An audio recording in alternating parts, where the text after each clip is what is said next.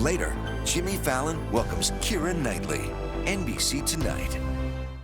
Some days, being a doctor requires a certain level of disassociation. Today is one of those days. First responders are undoubtedly overwhelmed. Dozens of trauma patients are going to be terrified. My intern was inside when it collapsed.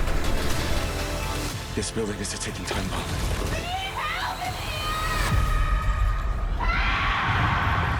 Brilliant Minds. New January 6th on NBC and Peacock.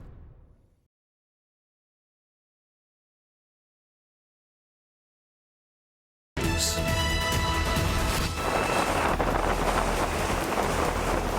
think it'd be foolish not to be prepared. That really can make the difference between life or death.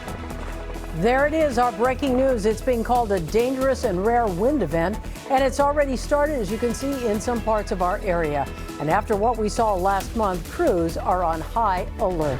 Good evening, everyone. I'm Colleen Williams. The Santa Ana winds are prompting a red flag warning tonight. Here's what it looks like from the IE to Santa Clarita and Camarillo.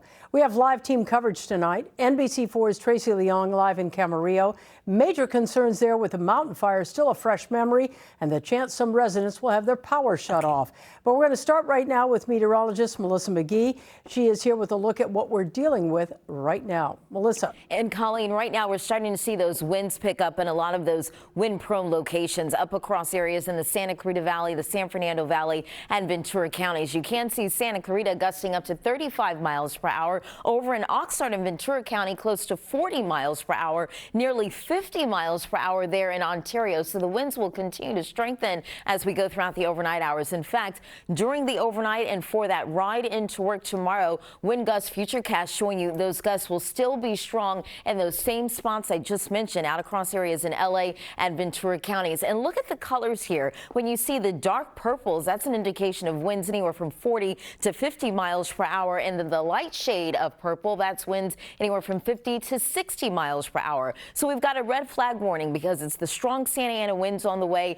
and really dry conditions on the ground leading to low relative humidity, which will elevate our fire concerns. So this red flag warning will stay up until 6 p.m. on Wednesday. The National Weather Service has called this a particularly dangerous situation. So we're dealing with winds for the coast and the valleys ranging anywhere from 40 to 65 miles per hour. And then for the mountains and the foothills in some spots, you'll have isolated gusts up to 80 miles per hour. This is the second time this year the National Weather Service has used language like that. The last time was back in November with the mountain fire there in Ventura County. Coming up, we're going to take a close look at the Santa Anas on the way, let you know how long they're lasting and what that means for you. Coming up with your first alert forecast. Colleen, back over to you. All right, Melissa, thank you. That mountain fire last month destroyed dozens of homes, burned thousands of acres. NBC4's Tracy Leong is in that area tonight where a lot of people are concerned they will have their power shut off. Tracy. Yeah, Colleen, Ventura County has the potential for 66,000 customers to lose power tonight if these conditions turn dangerous. And I can tell you, Colleen, just within the last several hours, the wind has really picked up.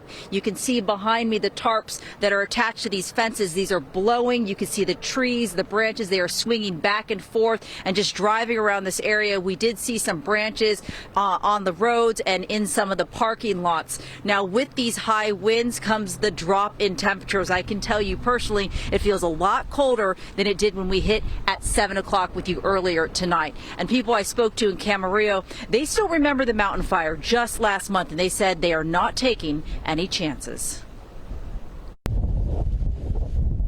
The mountain fire tore through Ventura County November 6th, destroying 243 structures and damaging 127. The out-of-control flames, fueled by strong winds and dry conditions, spreading to more than 19,000 acres. I just thought it was a fire kind of a far off because of how windy and how hot it was. I thought, like the Santa Anas usually do, kind of just blow through, you know. Kyle Malin was surprised by how quickly it grew. His construction company lost their barn in the fire.